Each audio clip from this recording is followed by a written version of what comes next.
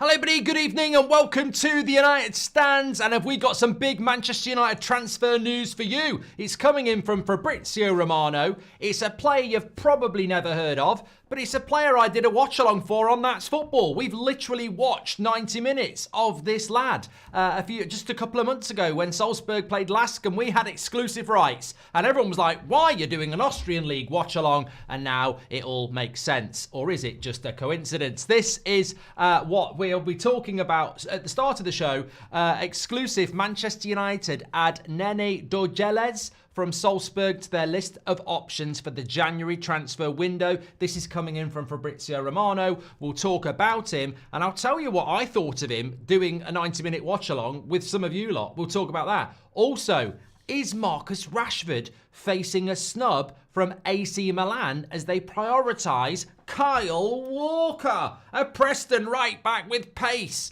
Oh my God. And Rashford thought he'd had it bad under Amorim. That is terrible news. But there are other clubs. What's going to happen there? We've also got lots of other transfer news to discuss, and we'll be reacting to some of the stuff Ben Jacobs said on the show with Beth at lunchtime. So lots to get into, and everything you've got to say as well. Very exciting show this Monday night, and you're very welcome. Ezen has done an early super chat, says, I'm Austrian. I need to say that RB Salzburg players currently have low confidence. On the other hand, Nene has good quality. I don't know how to pronounce his name. I'm really ignorant on that. I'm really, really sorry, but most of you don't even know who he is. Most of you never seen him play a minute. I've seen him play 90, so I'm a hipster for once. I'm a bloody hipster. I've always wanted to be a hipster. I'm a hipster in 2025. Anyway, you can all be hipsters because you can all get on top of this amazing offer we've got for you tonight through HelloFresh. It's January. You might want to get into healthy eating. You might know what you're doing. Well, tonight's show is brought by HelloFresh, and HelloFresh delivers a world of flavors right to your doorstep. Simply browse their expansive selection through the app or website. Links in the description. Scan the QR code. Pick your favorites from their extensive menu and relax as they deliver handle the delivery. I'm getting so excited, I'm mixing my words up, I'm salivating. Each HelloFresh box arrives with everything you need. You get straightforward recipe cards, I'll show you in a minute, and you get all the ingredients that you need. You don't need to go to the supermarket to get any extras. With HelloFresh, it truly is a blessing when it comes to this. Now look, this was absolutely fantastic. I had this last Thursday. Easy harissa honey pulled beef loaded naans. You get the chips with it as well. Absolutely fantastic. I wish I could eat it again. I've already ate it. As you can see, you get all your ingredients, you get all your instructions, you get all your nutritional value here as well. Absolutely brilliant. And tonight, Matthew, I had this herby lamb steak and garlic butter. Absolutely fantastic. Again, all the ingredients you need, all the instructions, absolutely easily delivered to your door. I've also got salmon on creamy sun-dried tomatoes with roasted asparagus tomorrow night. Lovely stuff. And the real charm of HelloFresh is it all is delivered to your door. Forget those last-minute dashes to the grocery store or planning your week ahead. All delivered to your door. And this is the best bit. This is the thrilling news. This is the breaking news. You, as United Stand viewers, can check HelloFresh out, get it delivered to your door, and you get 50% off. Now, I've heard other similar offers. I even heard one on the radio yesterday, 40%. 50% with the code United2025, and you get 25% off for the next 2 months. So you order your 3 or 4 meals, you get 50% off, and then when you do it again next week or next month, you get 25% off for the next 2 months, and free desserts for life. And the desserts are good. The desserts are great, and that's exclusively for you. Don't delay, embark on a gastronomic journey today with HelloFresh and take your meals to the next level. Thank you very much to HelloFresh. 50% off. Get on it. Absolutely fantastic. Right. Thanks to HelloFresh. Manchester United might be about to get on a deal of themselves. Absolutely. It is desserts for life. Yes, somebody. Yes. Manchester United might be able to do it. I mean, this has come from bloody nowhere, but the logic of it is actually rather interesting. Rather interesting indeed. So,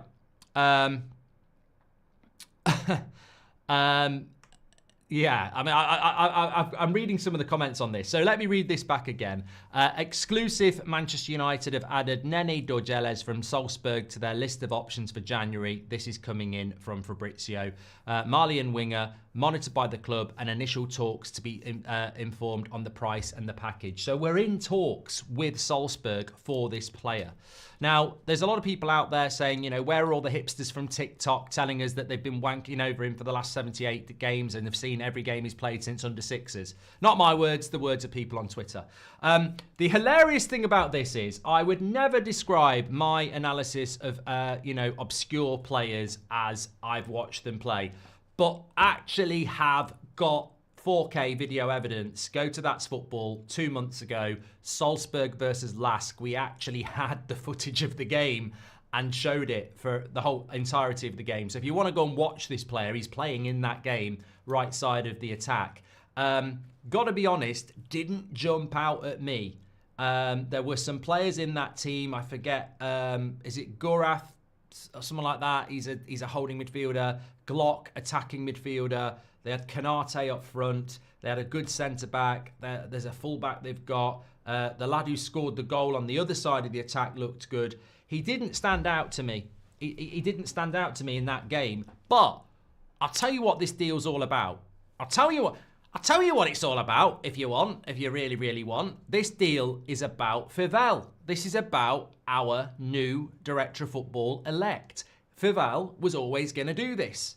He was always going to do this. He was always going to go to the RB group, whether it be Leipzig or Salzburg, and take the players that he think are going to be the next players. And he obviously thinks that this lad has got what it takes for the Amorim system. We can't be moaning about it because we want these type of signings. We want the next... I mean, I look at Brighton and I look at some of the players that they've brought in and sold for massive amounts of money, you know, the Casidos, etc. And this would be that type of a signing. So to those people out there that are going, oh, it's not very exciting, we haven't got 80 million to go and, you know, buy another flop like Sancho. We've actually got to start looking at these. Now, I'd be very interested to see if this deal gets over the line and at what price. But I'm not about to sit here and go, well, that doesn't count as a transfer in January because it's not glamorous. He's 22. It's not like Lasali or Obi Martin or Kone. He's not 17. He's not like, Leon today doing his medical in Manchester. As Ben Jacobs said, he won't play in 2025. He'll go on the tour in the summer and then he'll probably get loaned out or, you know, he's got to adjust himself. So the thing about this lad, I haven't got, for the life of me, I don't know how you pronounce his name, so I'm just going to say Dorgeles. The thing about him is he's 22. So if he comes to Manchester United, he's older than Garnacho.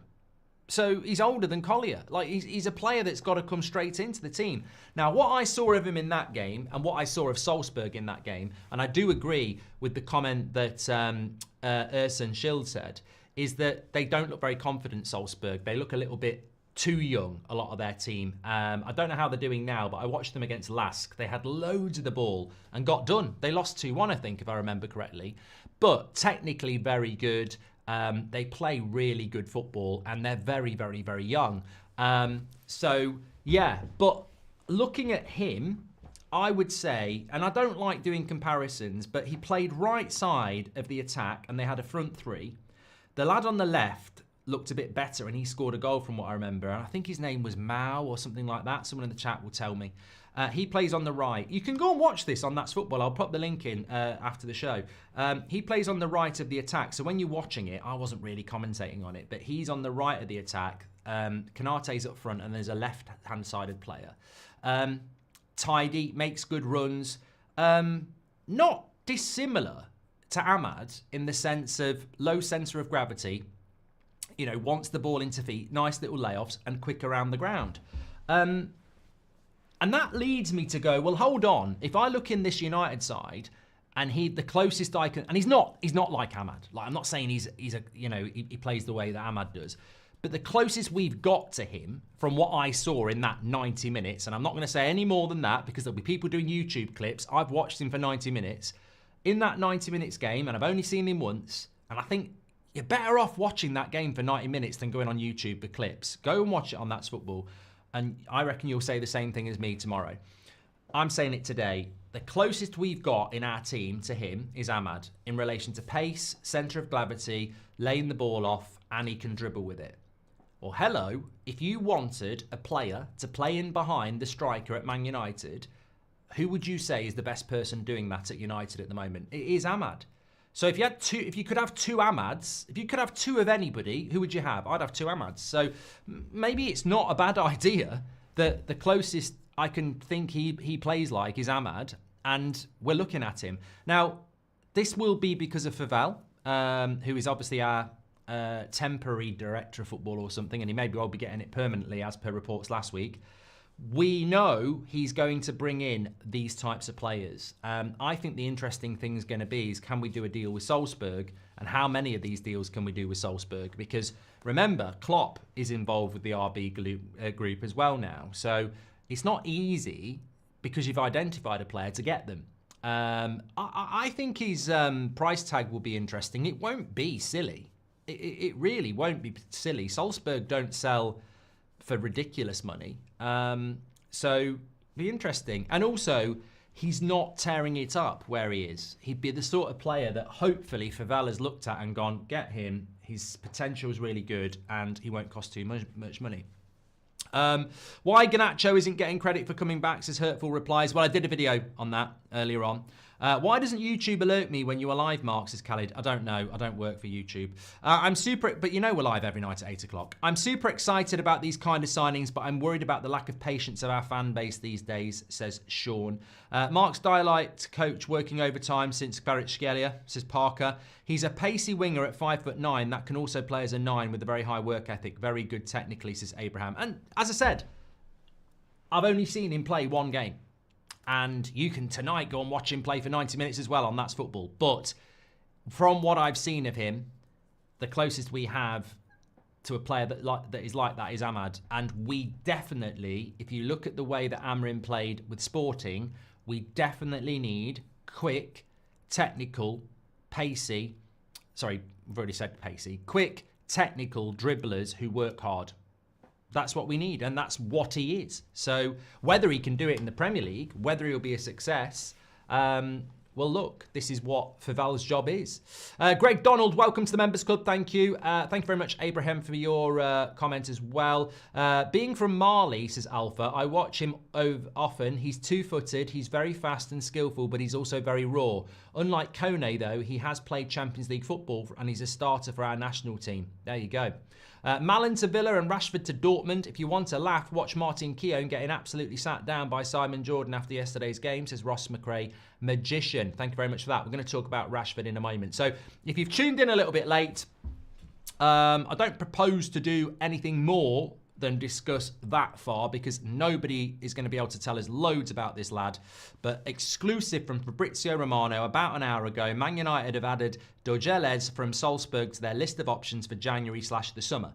He's a Malian winger, monitored by the club. Initial talks to be informed on the price and the package have taken place. Man United keep working on that before making a decision as to whether they're going to move forward. So we could well bring a player in January. And of course, people might look at it and go, why are we looking at this type of player? Well, look, if Rashford's going, here's your replacement. If Anthony's going, here's your replacement. I think we need him now. I agree with Cat Fury. This is the sort of signing that you don't wait till the summer. You can't wait till the summer for a signing like this because it's not exciting enough. This is the sort of signing you do in January. And he's 22, so it's not like we'd have to wait 5 years for him to develop. If we bring him in at 22, he's got to hit the ground running. He's going to have to get part of the squad quickly, isn't it? Have you seen the article saying United is being investigated for not controlling the players yesterday? They really don't like us, do they, says Kirk. I've seen a lot of this, but also I've been at the forefront of this for a long time. Man United need to wake up. The Premier League can't function without Man United. I guarantee to you, FA Cup 4th round will be on the telly. Now, there are better games than Man United Leicester. I think Villa play Spurs, don't they? Or something like that. There's a good game like that. Plymouth have got Liverpool. There are a few good games that are better than Man United Leicester. We will be on the telly 100%. You know why we'll be on the telly? because the best game that's on paper won't get even a fifth of the views we will get for Man United Leicester, because we bring the views. Manchester United. So Man United are the biggest draw in the Premier League, the FA Cup, the Carabao Cup, whatever. We're the biggest draw, and the media know that. And yet they treat us like mugs. Yes, we're always getting charged. I mean, Cavani got a 3-match ban for that Instagram post where, apparently he was racist. We've had players of other clubs in the last 12 months be racist and not get 3 months, even get a ban. So we know that Man United get treated differently. I tell you what, go and have a look at people like Michael Oliver and the statistics around the amount of penalties he gives against us and the amount of penalties he gives to us. And then check it against Man City. And then tell me there's not a conspiracy going on. That referee yesterday was abysmal. And there will be, you know what? In the media today, nothing. Not on Talk Shit. Not on Sky Sports. Not on Ref Watch. Not on TNT. Not in The Athletic. Nobody writing about it. Nobody saying a word. And you know why? Because it's what I call client journalism. The PGMOL meet with all these media outlets every 2 weeks.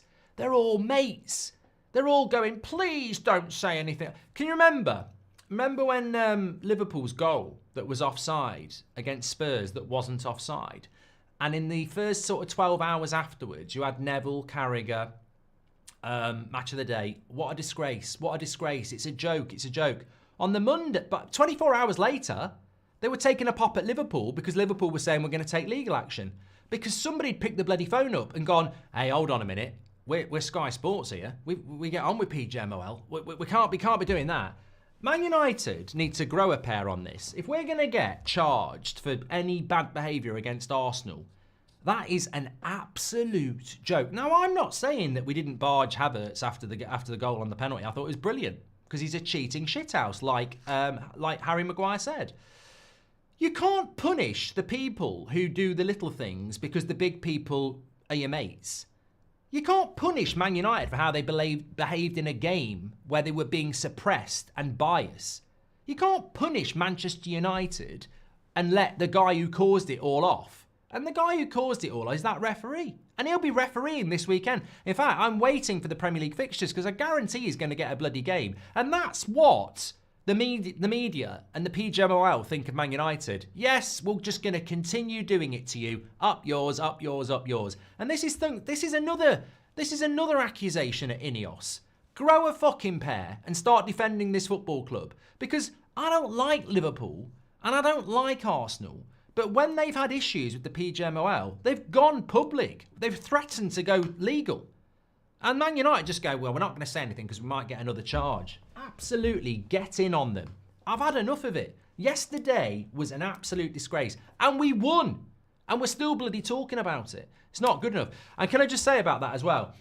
I saw a picture this morning of Man United obviously flew to London and must have left all their nice cars at Manchester Airport. Amorim was driving out the airport in his car. It was dark. He was smiling. I think Garnacho was with Ahmad. Garnacho was driving. But Agate and Martinez were driving out together. And I thought, oh, I love it. I just love this pair. They are brilliant.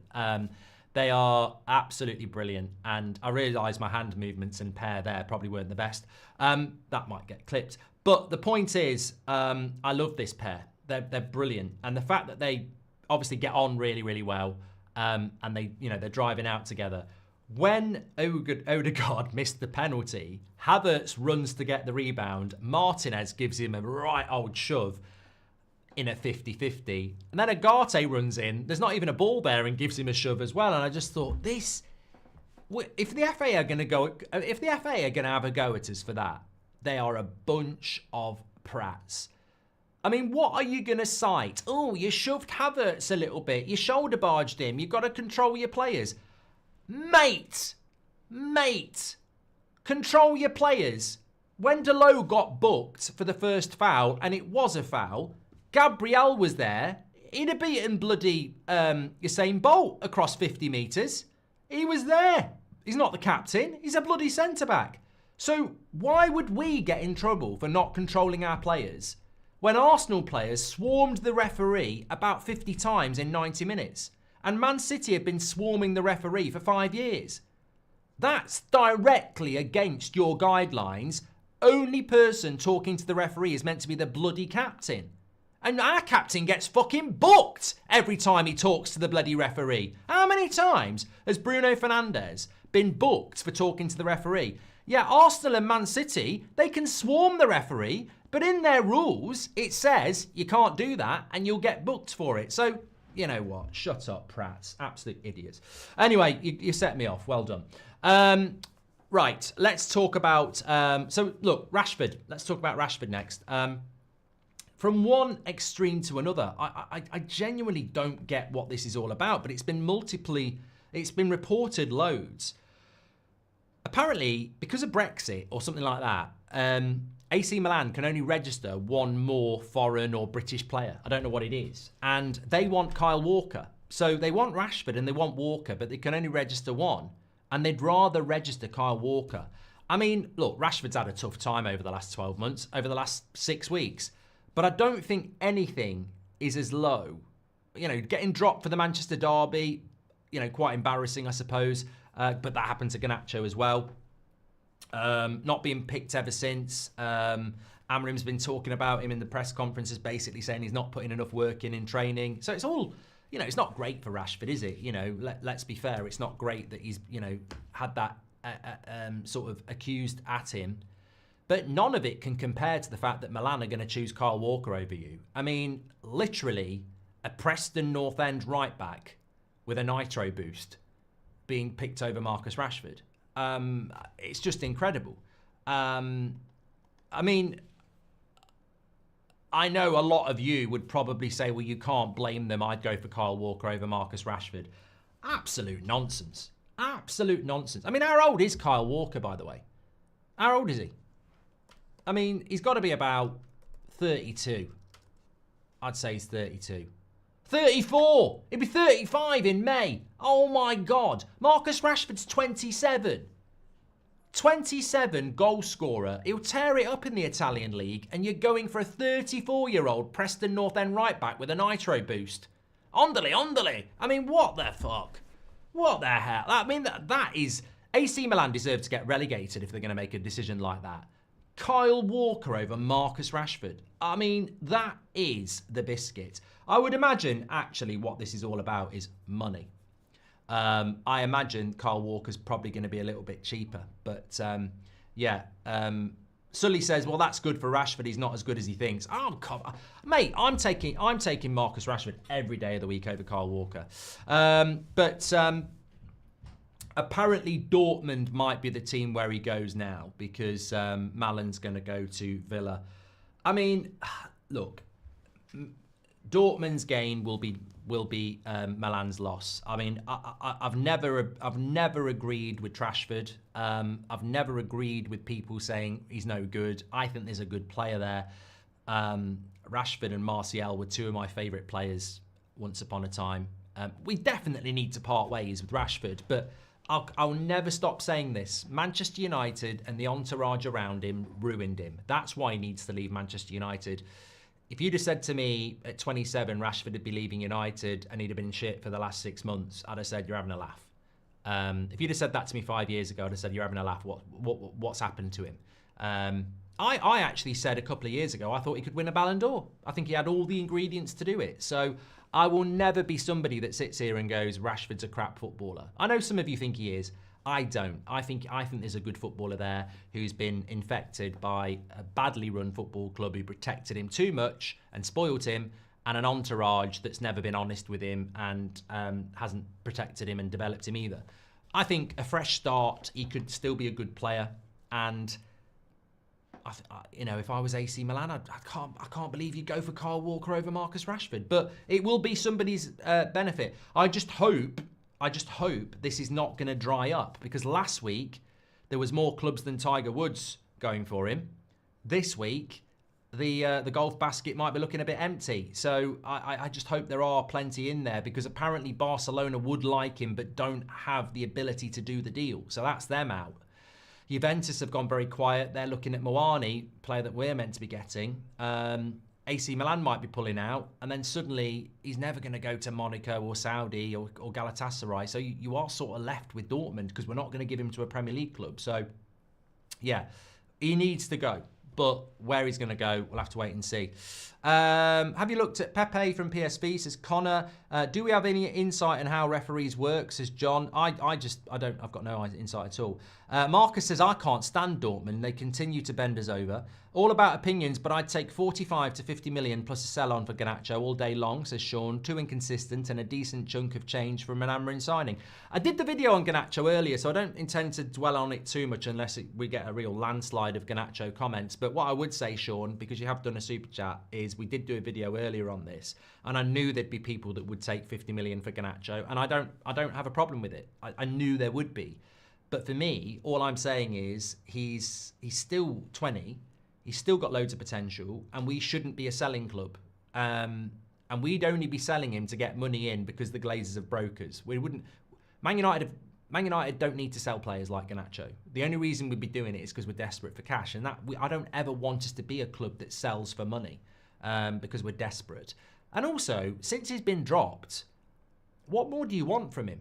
Like, he's got 2 assists in his last 2 games against 2 good teams. I want to see where this can go. There's a lot of work, Sean, but I want to see where it can go. Before the Arsenal game, I was asking at what point can I expect my team to win games so that I'm not harsh on them and Amorim, but now I am changed, or is it too soon? It's too soon, Yeki. Too soon. There'll be bad results coming up.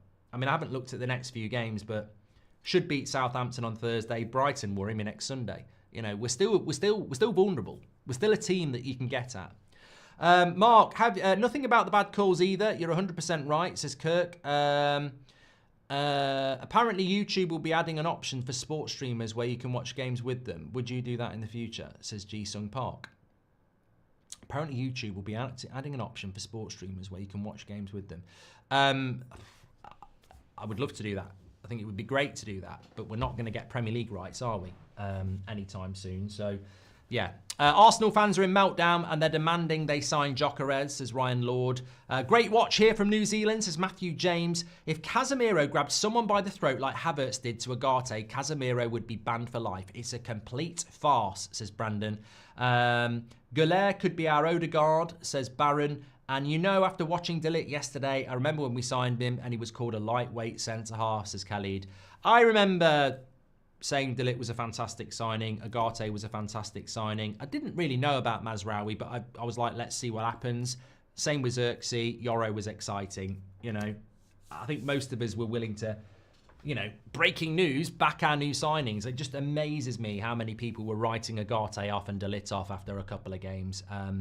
I think they're fantastic signings. And as I said, when you see Agate and Martinez running around pushing people, I just think it's so simple what we've been missing. I watched that game yesterday. You've got De Ligt, Maguire, Agate, Martinez, Mazraoui, Bruno, you know, and others, to be fair, fighting, pissed off, aggravated, frustrated. You look at that game at Anfield where we got beat 7-0. After 2 goals, senior pros, heads drop. How many times have we seen that? Give me Martinez and Agate every bloody day of the week. I tell you, I know they're not perfect and they might not be as good as, I don't know, Maldini and Zidane, but the personalities they've got, you just know every time they put a shirt on, they're never not going to fight for the shirt. And it's personality. It's personality. It's so important in professional sport. If you've got good players who down tools when the going gets tough, you're screwed. But if you've got players that take it personally, and remember, these people are professionals. Agate's South American. He's from Uruguay. Martinez is from Argentina. Manchester and England, when they were growing up, wouldn't mean anything. This is a foreign country and a foreign city. And they come here because they're professional footballers who want to be the best professional footballer they can be. And they adopt our team and they buy into it. They're never going to not drop that level, are they? They are so important, players like this. And that's what we need to grow. And Amorim said this already. Have you seen that article saying United is being investigated for not controlling the players in the game? Yeah, Kirk, we've read that one, haven't we? Thank you very much. We shouldn't have sold Elanga, says Connor. I think it was a great bit of business. Do you think that Dorgeles guy will play left wing back or left attacking midfielder? Where does Bruno goes if he plays left attacking midfielder? Trey. Calm down. Too many people do this when we're looking to buy a player. They go, where's he going to play? What happens to Bruno? What am I going to watch on the TV tonight? The water's too cold. Will it be raining tomorrow? I don't fucking know, Trey. But you need a squad. I don't think Man City players are going, what's going to happen to Haaland if we get Mamouche? It's like, you need a squad. You need a squad. What you need is a player that comes in that maybe is on the bench and then he comes on for 20 minutes, he looks really good, and then Bruno shits himself and goes, I need to be really good every week. Or Ahmad gets injured and he plays. We need a squad. I never think of it like this. If we had the world's 2 best left backs and we bought another left back, I'd probably be going, why have we got 3 left backs? But I wouldn't really be that bothered because I'd go, Amorim's probably going to play one of them as a centre back, or he's going to put one of them on the wing, and then you've got cover for both. Maybe we need 3 left backs. It doesn't matter. It doesn't matter to me. Where he'll play, he's a right footer. Let me get this right.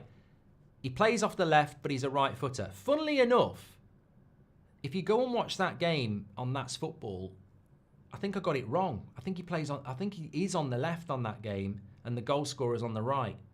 Because I might have got that wrong. I'd have to go back. I'll check that in a minute before I end, because some of you might go and watch that game. He's a right footer who plays off the left. I think I'm right with that. Yeah. Love the pair of Butcher and Agate too. It's like having 2 pit bulls in your back garden, says Red Devil Germany.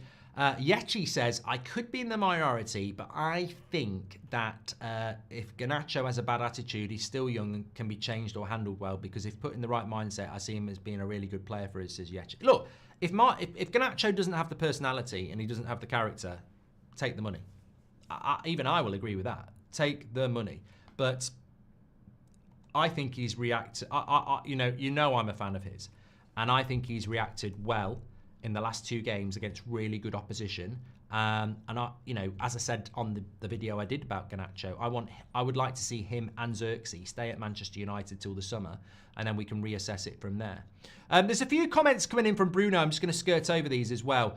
I mean, I literally said this on our group chat. Man United do way too many interviews for where we are in the league. Every day there's an interview.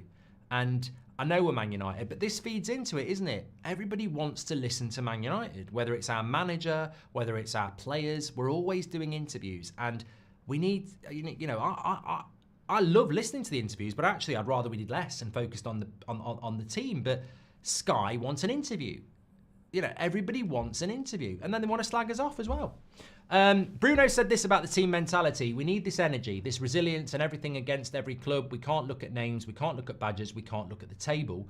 Whether they're below us or above us, we just need to look at ourselves and understand that we're playing for a massive club, and we have to set a standard for ourselves. Obviously, it helps when you've got time to train with Amorim and prepare for games a little bit more. It's important, but I think these 2 games were more about, as the manager said, passion, desire, and how much you want to win. Everyone is really aware of what he wants, what he demands from his position-wise, tactics-wise, and everything. We're getting to the levels he wants on effort, running, passion, and desire to win games. We still have a lot to improve in both aspects, tactics and mentality, but we will do it, and I'm pretty sure we're in a good path to doing it. It's about the mentality. When you go into a game against Liverpool and you know it's going to be a massive game, you have to prepare for every detail. Your mind will remember every detail the manager told you, every movement, everything. When you don't play the big teams and you don't think you need to be as aware, and you probably mentally disconnect for 5 seconds, and in the Premier League, 5 seconds is too much against any team. Southampton are one of the games where I don't want any of us to disconnect. I love that. Because I think that this is exactly what you've been saying for so long. Turning up at Anfield or the Etihad or Emirates has not been a problem for Man United, really. I know we got beat 7-0, and I know Man City have beaten us, but we have seen over the last 11 years that United have had results at the Etihad, we have had results at Anfield, we have had results at Emirates. because we can turn up and switch it on, but it is what you do against the West Broms and the Southamptons where we normally slip up because that concentration slips. Bruno is absolutely spot on about that, and the mentality is something that we really do need to keep at. But I applaud it because when I think about the defensive work we did against Liverpool and Arsenal, the concentration to do that for that long, it's immense, and you can't just get away with it. You can't. There has to be an element of skill and concentration. There was something that happened in the game actually before I move on yesterday that I thought was, absolutely fantastic, and I've found a new respect. I actually was probably ahead of the game a little bit with this, and I think some of you were as well because we discussed it. I think I spoke about it about the start of December, and Bruno did an interview, and he basically said, there's a new manager and I have to understand the system. I have to understand what the right wing back does, what the right centre back does, what the striker does, what the two players behind do, what the pivot does, how the goalkeeper does. I have to know all of this and my job, because the manager, once the game kicks off, he can't really do anything about it. So I have to be talking to everybody about what they're meant to be doing. And I thought, you know what? You got all these ex-players, you got all these fans saying Bruno's a shit captain. And actually he's not. He's not a shit captain. He might not be the best captain in the world, but he's the best captain we've got. And when he's not on the pitch, you bloody notice it. We noticed it the other week when he didn't play. We noticed it when Amorim subbed him. He's the best captain we have. And what he did in that Arsenal game yesterday, when Martinez went up front, watch what happens. There's a clip about it. He goes to the touchline, talks to Amorim, and then sprints back on. And this is like 120 minutes into the game. Sprints back on and starts directing people around, telling them what to do. And Arsenal players just stood there, and I just think, probably doesn't get enough credit. Look, he was appalling for most of last year. You can't hide about that. But Maguire was appalling as captain. Matic was crap for a year and then turned it around. Just because somebody was bad doesn't mean they're always going to be bad. I think our support's fantastic, and we've seen that countless times.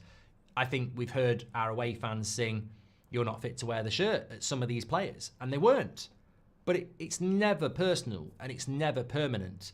If you play bad in a Man United shirt, you're not going to get respect, you're not going to get praised, you're going to get criticism. But if you play well, you will get praise. And I think the United fan base is ridiculously fair, and I think you have to be fair with Bruno. I think he is the glue that binds that team, no matter how good you think it is, and it's not perfect. At the moment, he's the best man for the job. Hello, Mark. Is Amorim the closest manager to Sir Alex? Oh, my God. Oh, my Christ. Please, no. Have you seen where we are in the league, mate? We are not talking Amorim and Sir Alex after 6 weeks. No, we're not. We're not doing that. Keep up with the good work. Love the show, says MVRCo. Look, I want him to be that, but it's early days. It's too early days. What I will say is, and you sort of touched on it there, team spirit, leadership, it's too early. It's way too early. But what he is brilliant at is communication. He's built this rapport and relationship with the fans, which I think is so important. And he's got great communication skills to be able to do that. So he has this great relationship with the fans, but to be fair, Rangnick had that. Rangnick had a great relationship with us because he spoke to us honestly, and we appreciated that honesty. And everybody stabbed him in the back, the journalists, the players, and the club. So Rangnick had this great relationship and spoke sense, but everybody else stabbed him in the back. So you can't just have a good relationship with the fans. That won't make you survive. He has that great relationship with the fans, but what he's also done separately to that, right, I've got this relationship. He's turned to the players and he's gone, "You're out, you're out, you're out." To 2 or 3 of the biggest personalities and biggest earners in the dressing room. You're out, you're out, you're out. And that has earned him the respect of the rest of them because they're scared. They're like, "Oh my God, look at what he's done to Casemiro. Look at what he's done to Rashford. Like, this never would have happened before." And I'm sure 1 or 2 of the players probably thought, what happens now then? Does that cause an uproar and we sort of go with the players, or do we go with the manager? And of course, they've gone with the manager. And they've gone with the manager, and those players have been isolated, and therefore they know if they piss about, they'll be isolated as well. He's basically took control of the dressing room and the fan base in 6 weeks. And you know, that's something Sir Alex Ferguson did as well. Keep up the good work, Mark, says Jonathan Barron. If Amorim gets 4 signings now, where do we finish, says Riley? We win the Europa League, mate. That's all we need to do.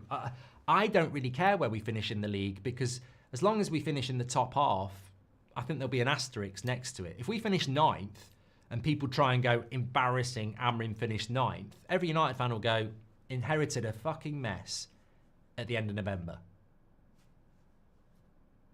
It's what we do in the Carabao. It's not the Carabao Cup. It's what we do in the Europa League for me. We've already seen if Bruno gets a red or is off, they are worse. He is the captain. We need Agate. Touches me at some places. I don't know. I'm excited. Yaki, okay. Smitty says, I'm enjoying the show tonight. Bruno is the engine that makes United run. Thank you very much for that. Please call my wife Frankie a prat, says Wesley. And Frankie, I would remove any... you know what? Put him on dry January. Mark, we've always been bad at selling young players, good or bad, for a profit. So the discussion is a positive, says Matt. Thank you, Matt. I've started watching games with my girlfriend, and she genuinely is entertained every game. Safe to say we are not boring, although we are 13th, says Yechi.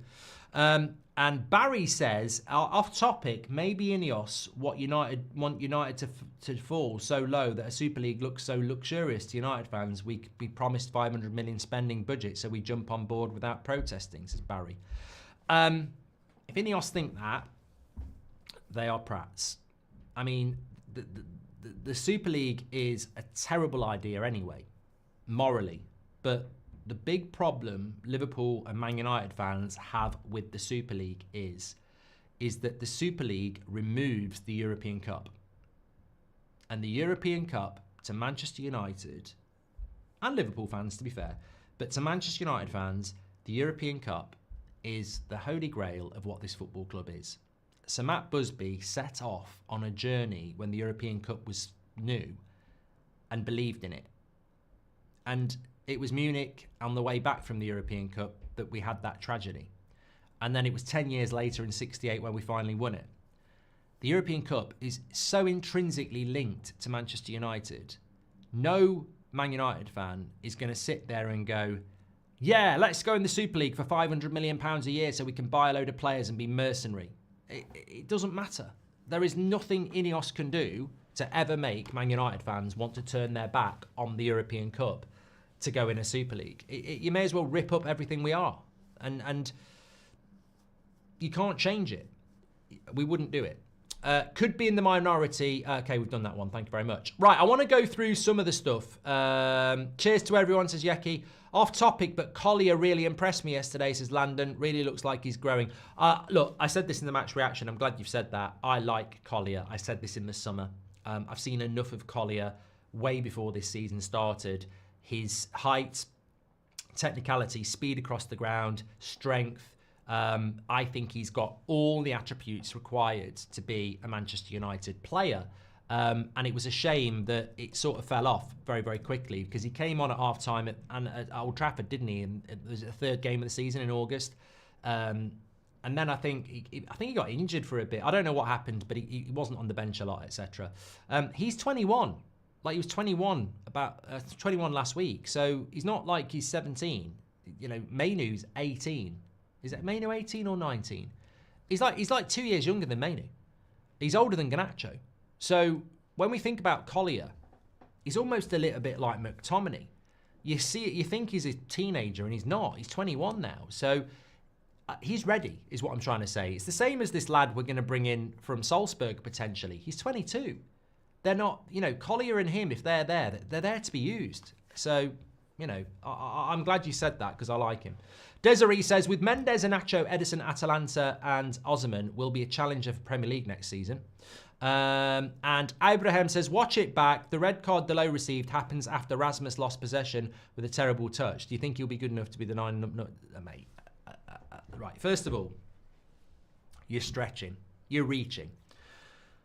The referee yesterday was diabolical. Both yellow cards that Delo got, Arsenal did similar tackles multiple times and never got a yellow card. So I don't think he should have been sent off. people say they're both yellow card tackles. The context of the game. In a normal game, they probably are 2 yellow card tackles. But in the context of the game, he wouldn't book Arsenal players for it. So why was he booking Dalot? Secondly, regardless of whether Rasmus or any other player you don't like miscontrolled it or played a bad pass, Dalot goes to ground on both tackles. When you go to ground, if you've been taught by anybody properly, when I used to play football, and I remember Maldini saying this, not to me, but I remember him saying it, people used to love Wan-Bissaka's slide tackles. Anybody worth their salt who knows anything about football will say, slide tackles look great, but stay on your feet. When you go to ground, you're out of control and you're on the ground. It takes time to get up, and also, if you mistime it, you're going to get booked or worse. Dalot is to ground on both tackles. If you're going to ground, you're out of position. Paolo Maldini, the best defender I've ever seen. He is the best defender I've ever seen. If people say, who's the best defender of your lifetime? Paolo Maldini. He said, if you need to go to ground in a tackle, you've already made a mistake. And he was the master of defending. So Dalot's on the ground on both of those tackles. He's running a risk. Love the fans' reaction to Joshua's penalty yesterday, says Wesley. Qatar is just as wrong as Super League to fans, says Red Army. I don't think anyone mentioned Qatar. And actually, no. Right, okay. You pulled me in again, right?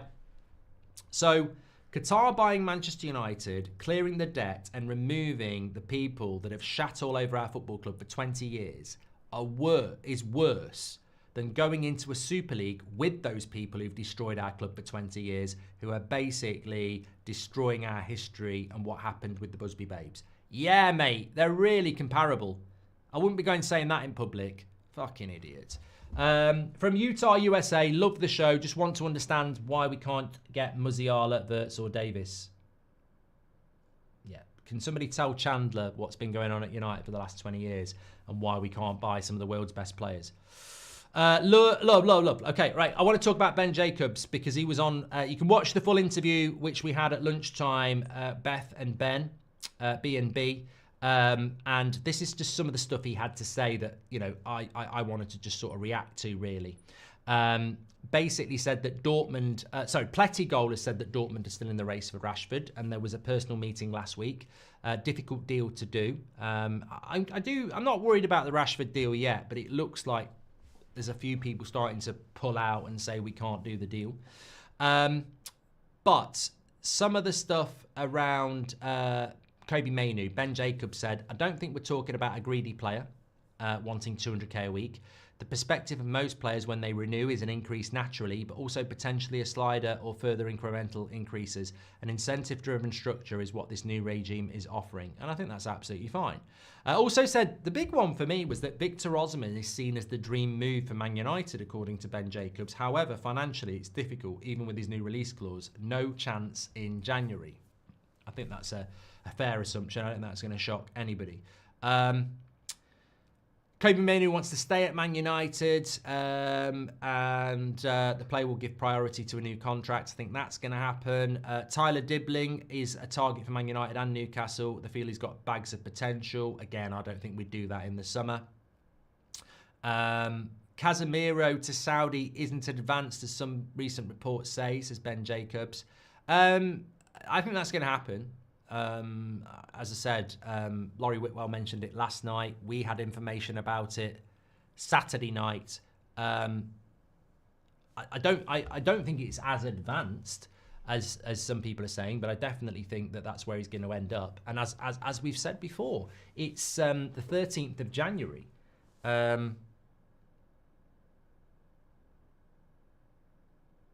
Casemiro might wait for 2 weeks to do this and take another month's wages.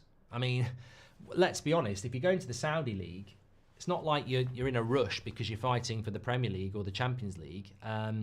He might just be thinking, you know what, I'll go, but I'll go on my terms at the end of the month. That might be why it's not advanced. But I think he will go, because if he doesn't go, what are you going to do for the next 18 months? Play 5 minutes here and there. You're not part of the manager's plans, mate. I do find the Casemiro thing interesting, because I think that, you know, Marcus Rashford gets a lot of stick for doing interviews. Belfast, that's not, you know, born and bred and is just not playing well, etc. But Casemiro's just been frozen out completely. I mean, do you think that there's been a fallout with Amorim, or do you think Amorim... I mean, look, why is Amorim not using Casemiro? Is it because he thinks he's shit? Is it because he's fell out with him? I mean, I think it's right not to use him, but it's interesting how he doesn't use him. Didn't even use him, you know, yesterday you're down to 10 men. You're making changes all over the place. You need fresh legs. He's a, you know, this is a guy who's won 3 Champions Leagues with Real Madrid. He understands about pressure. He can take a penalty, although the Coventry one was fucking shit, let's be honest. But he just doesn't want him anywhere near the team, does he?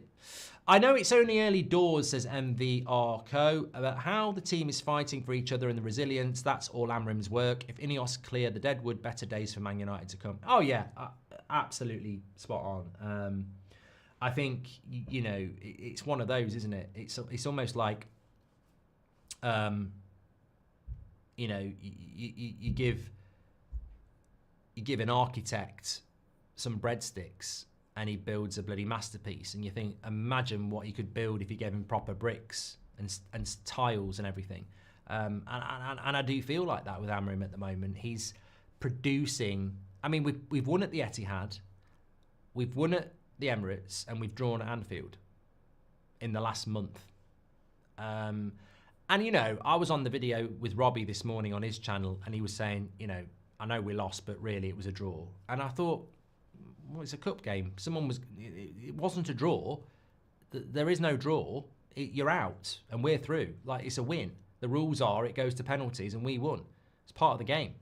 It's not nice, but, you know, when England got knocked out in Italia 90, it wasn't a draw. We got knocked out.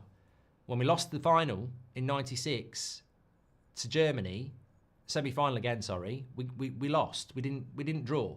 So we won at the Emirates, and we drew at Anfield, and we won at the Etihad. And he's done that with a team, if we're being completely honest, apparently we were going to lose 8-0 at Anfield. And apparently Arsenal were going to wipe the floor with us. And apparently Pep was going to school Amorim and take revenge for Sporting. And none of those things happened. So he's doing that with a team that is so vulnerable that some people predict we are going to get battered, and then we're not. So he's had no signings yet. He's had 2 months, and not only are we getting results, we're actually doing quite well. I mean, the goal we scored yesterday was really good. Bruno's finish was brilliant. Garnacho's run and assist was brilliant.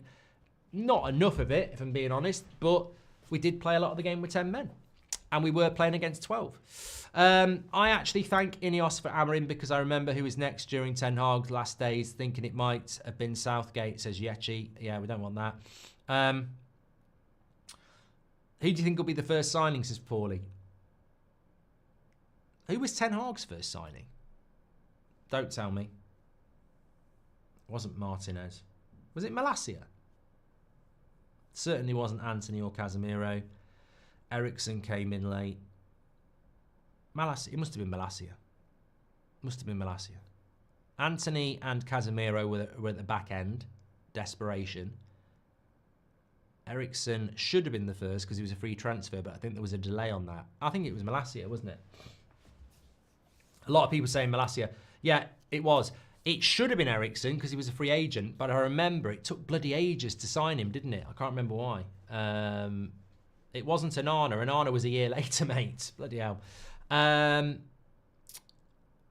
Look, who his first signing will be, the reason I said that, it doesn't necessarily matter. I think Mourinho's first signing was Eric Bailly, because Zlatan was definitely after. Pogba was definitely after. And I think Mkhitaryan was after as well. So your first signing isn't necessarily symbolic. Maybe it'll be this guy from Salzburg. Maybe it will.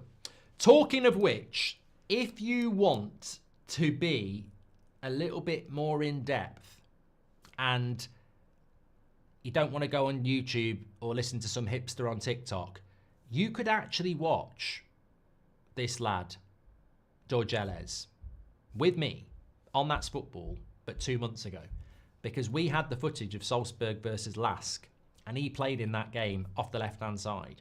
So I'm going to drop the link in the live chat. I'm going to drop the link in the video description and pin it. But if you just want to watch half an hour and see how he moves and stuff like that, we actually have got 90 minutes of this guy playing 2 months ago. It's weird how it's worked out like that, but we have. He was playing in that game, and he was playing off the left-hand side. So if you want to check it out, you can. It's a full 90 minutes game. Yeah, there you go. Thanks everyone for watching. If you're just going to go straight there, just go That's Football and type in Salzburg versus Lask. I think it also was on the Arsenal Forest watch along as well, which was on that day. Thanks everyone for watching. We're back obviously tomorrow at 10 o'clock unless anything. Actually, I'm a bit early tomorrow because I've got an appointment at 11:15. So I'm actually going to start the show a little bit early tomorrow. So normally 10 o'clock, but I'll probably start it about 10:15 for a 10:30 finish. So yes, you reminded me about that. Make sure you smash a like and subscribe. If you missed the video on Garnacho, that was a 10-minute one earlier. And also, if you missed the interview with Beth and Ben, well worth re-watching as well. Credit Mark, to do this every day, you don't get the recognition you deserve, says Out and About with Job. Easily the best sports channel on YouTube. Congratulations to you and the team on 2 mil. You're an absolute legend, mate. Thank you very much. Really appreciate the support. Big up all the mods in the chat. They do a great job. And if you didn't watch live, thank you. I'll pin that link at the top of the video as well. Take care, everybody. Fantastic show tonight. Really enjoyed it, and I'll speak to you all in a bit.